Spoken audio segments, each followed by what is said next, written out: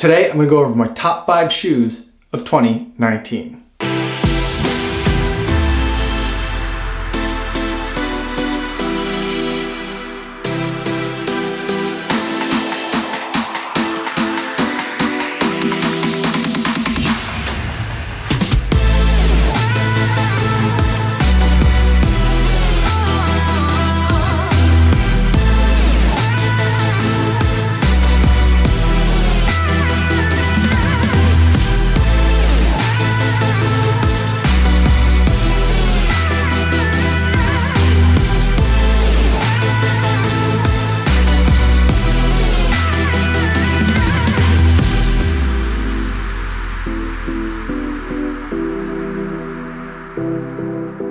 2019 has been an absolutely fantastic time to be a runner. So many great shoes that came out this year. Such an exciting year to be out there and running. Today, what I want to do on the last day of 2019 is go over what I thought were the top 5 shoes of the year. Now, the way that I do it is I like to keep a little bit loose in terms of there's no category winners, there's no subcategories, there's no alternate choices. I'm just going to go over the top 5 shoes and just call them the top 5 best shoes of 2019. I'm not going to define what my parameters are.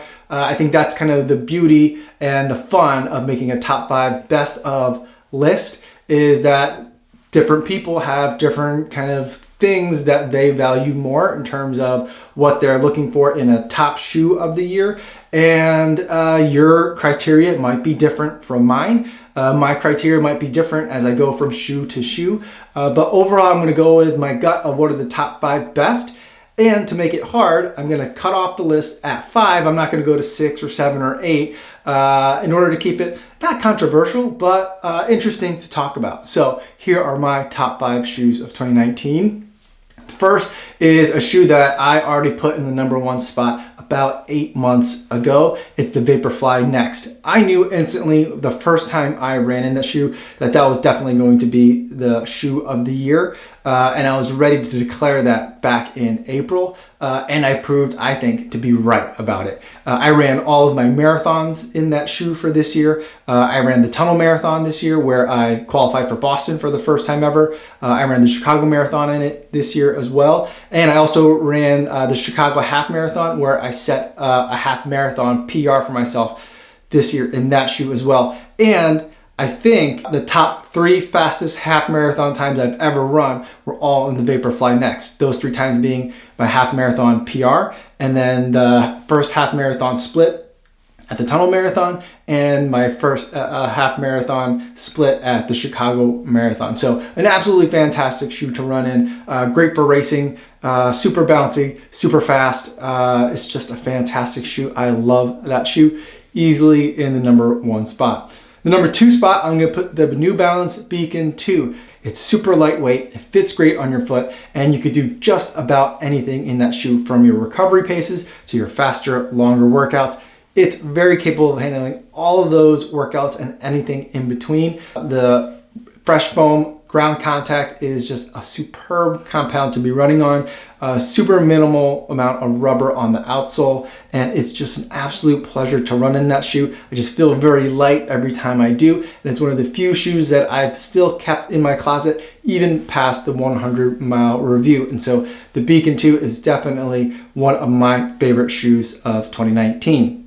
The next shoe that I want to talk about is the Adios 4. This is the first year that I've run in the Adidas Adizero Adios, and it is an absolutely exciting shoe. I think this shoe is the epitome of what Boost can be for running.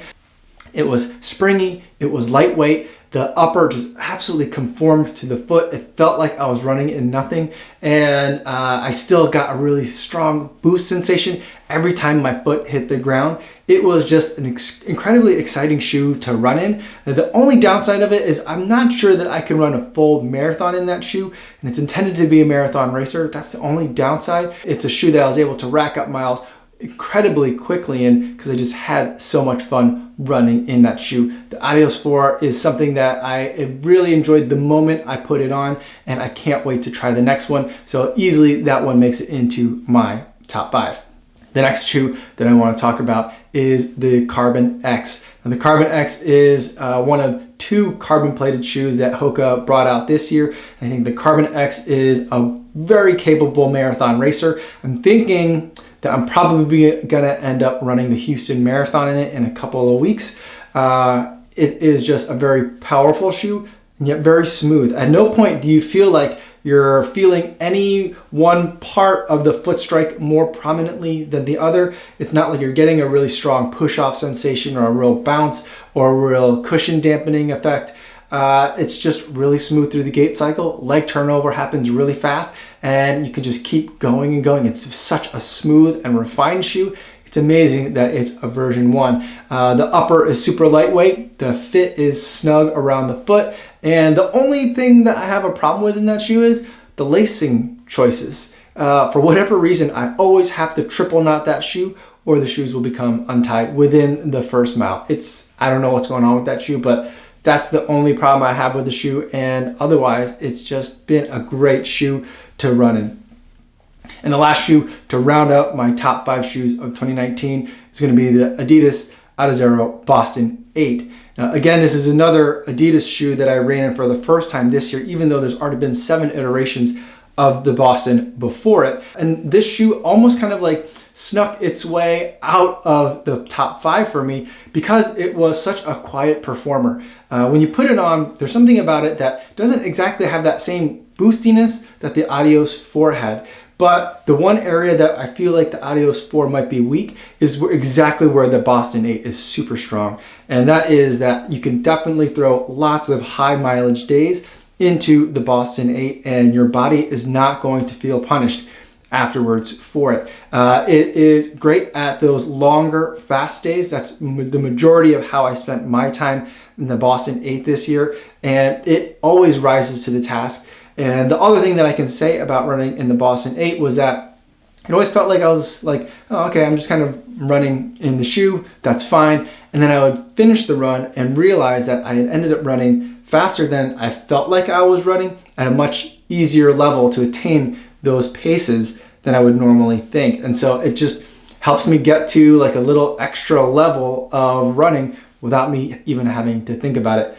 Whether that's ultimately like great or strategic from like a marathon racing type of perspective, I'm not sure. But in terms of making the miles effortless and fun, the Boston 8 definitely did that. And so I'm very excited about that shoe. But it does it so kind of quietly. I feel like the design, with some exception, there's 3 very bold stripes along the front toe box side.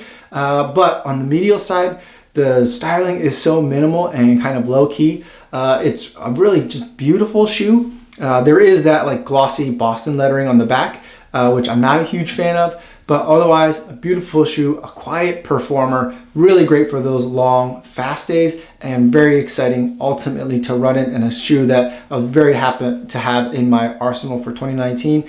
That's why it gets the number 5 spot. So those are my top 5 running shoes for 2019. I'd love to know what you guys think are in your top 5, especially if they're not in my top 5. And if there's a shoe that I didn't even get to test this year, not only like not is it in the top 5, but if it's in your top 5 and I didn't even run in it, I definitely want to hear about that because I want to make sure that I'm trying lots of new shoes and getting a wider variety of shoes that I'm testing for 2020. So that's something that I'd love to have on my list, is the shoes that you guys are absolutely loving that I might not have any idea about. So it has been an incredible 2019. I can't wait to see what 2020 has in store. It is a fantastic time to be a runner. Thank you all for running with me this entire year. You guys have made this year an incredible year for me, and I hope that we can make 2020 the best running year of our lives. So that's all I have for today, everybody. Thanks so much for making it all the way to the end of the video, and I hope you guys have a safe and a happy new year. Yo, what's going on?